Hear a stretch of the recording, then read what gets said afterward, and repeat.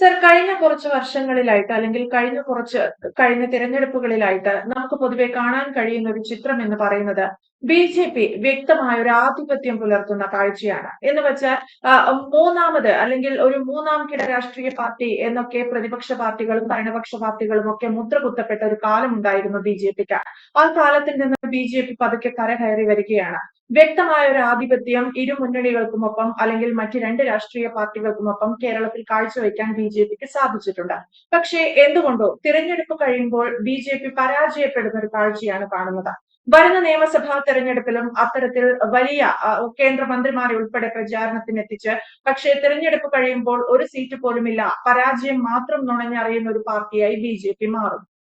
ബി.ജെ.പിയുടെ വളർച്ച ഇന്ത്യയിലെ ഓരോ സംസ്ഥാനങ്ങളിലും നിരീക്ഷിക്കുമ്പോൾ ഈ ആശങ്കയ്ക്ക് അടിസ്ഥാനമില്ല. കാരണം ബി.ജെ.പിയുടെ വളർച്ച ഒരു ത്രെഷ് എത്തിയിരിക്കുന്നു എന്ന് വ്യക്തമായി നമുക്കിപ്പോൾ അറിയാം.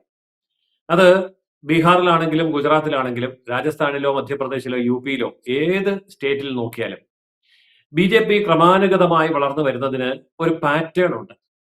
ആദ്യം ഒരു സംസ്ഥാനത്ത് 1%, 2%, 2.5% ആ ഒരു നിലവാരത്തിലായിരിക്കും. അതിനുശേഷം അത് 4 അല്ലെങ്കിൽ 7% വളരുന്നു. പിന്നീട് അത് പതിയെ 9, 11, 12 എന്ന ശതമാനത്തിലെത്തും. അവിടെ നിന്ന് പിന്നെ 15, 7 എന്ന ശതമാനത്തിലേക്ക് വരും. അടുത്ത ഘട്ടത്തിൽ മാത്രമാണ് അത് 20 ക്രോസ് ചെയ്യുക. 20 ക്രോസ് ചെയ്യുക എന്ന് പറയുമ്പോൾ ഈ നമ്മള് ഫിസിക്സിലൊക്കെ പഠിക്കുന്ന പോലെ ഖദനാങ്കം എന്ന് പറയും. അതായത് ത്രെഷോൾഡ്, അതായത് ഒരു വെള്ളം തിളയ്ക്കുന്ന അവസ്ഥ.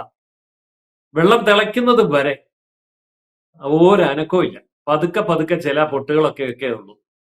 ഇതിനി എപ്പോ തിളയ്ക്കാനാ എന്നുള്ളൊരു ആശങ്കയും വരും. പക്ഷേ വെള്ളം തിളച്ചു തുടങ്ങിയാലോ? അതാണ് അവസ്ഥ. ബി.ജെ.പിയെ സംബന്ധിച്ചിടത്തോളം 20 എന്നുള്ളതിനടുത്തെത്തിയിരിക്കുന്നു കഴിഞ്ഞ തെരഞ്ഞെടുപ്പിൽ കേരളത്തിൽ.